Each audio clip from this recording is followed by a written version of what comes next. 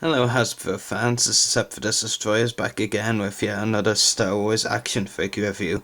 And this time taking a look at another older Clone Wars figure. It is one released in early 2009 I believe, or mid 2009. It is Obi-Wan Kenobi in his space gear, which was seen very briefly in the Clone Wars and pretty forgettable too. Well, I mean, the design and gear is nice, but like it was only in the newsreel of the episode Dooku captured in season 1, so it's not really something you're gonna remember. In fact, like even when, because like in the newsreel you see him flying towards a separatist ship in this gear that's holding Anakin Skywalker hostage. Pretty much like once he gets on the ship, he gets rid of the gear, so like you barely even see it for even 5 seconds. In a newsreel, like, so kind of odd that they made a figure of it, but they do like to keep their core characters out there.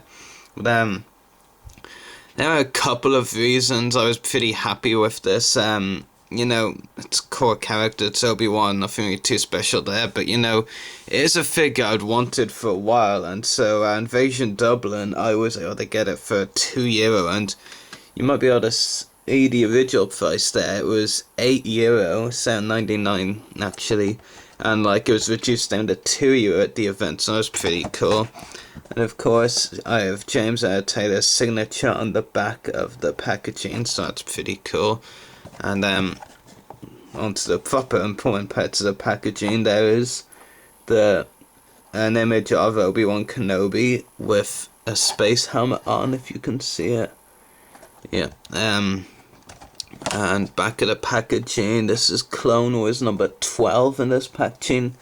And the description reads, protected from the vacuum of space by a spacesuit, Obi-Wan uses a rocket backpack to board a separatist ship. His exhausting quest to locate Count Dooku has led him to this giant cruiser, but before he can complete his mission, the Jedi is in for plenty of trouble. Battles with the enemy, crash landings, and space pirates. And there are other figures in this wave, a few of which I still need to pick up. Those would be 4A7 there and Worm Loathsome there.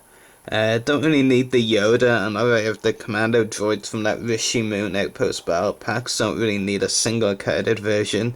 Might still try and get that Clone Troop Echo, but even if I do, I'd still probably much prefer the 501st version.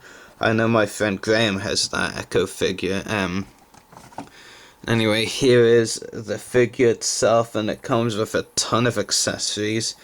The first is a jetpack. Same one was included in the Cad-Bound Escape Battle pack later on down the line. It's pretty cool. There's a couple of nice logos here, not really too sure what they are. They may be the same logos on Jedi Arm Gauntlets on the regular Jedi designs. And of course you get this small little launcher type thing, and the small ones actually can't fire out at all, which I kind of prefer, because like the bigger ones, these ones like tend to fire like mad on by accident. Like it can be quite frustrating at times, but it does look pretty cool anyway. So it's the jetpack out of the way, and onto the more important accessories you get is usual lightsaber, which you've seen a lot of times. And one thing that's like not very common in the Clone Wars line to get, that we see a lot in the vintage collection, is an unlit lightsaber hilt, which is always cool to see with figures.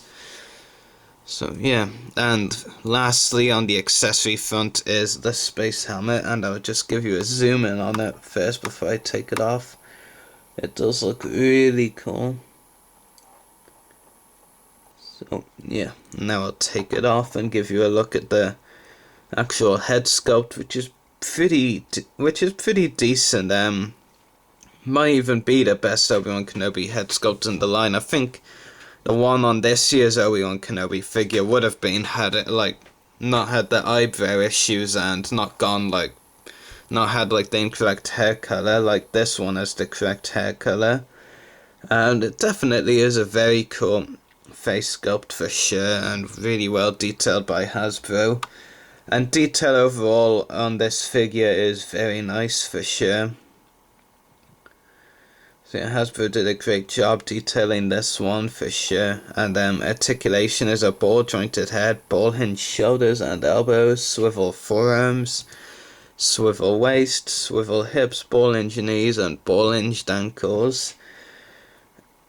Is it just me, or is it just refreshing to see like Clone Wars figures that have good articulation and reviewing them, because like it reminds you how well articulated the line used to be. I mean, clones, Jedi, even like background characters were like well articulated usually. It's a very cool figure for sure. It's not one of the most exciting ones in the line, but like a well articulated figure, well detailed figure, and a well accessorized figure is very nice to see. See, I'm really happy with this Obi-Wan Kenobi figure, and probably one of my favorite Obi-Wan Kenobi figures from the Clone Wars line, if not my favorite actually, to be honest. And yeah, it's just really cool. So definite 10 out of 10 rating. It's a very nice figure for sure. Anyway, I hope you've enjoyed this review, so may the force be with you and happy hunting.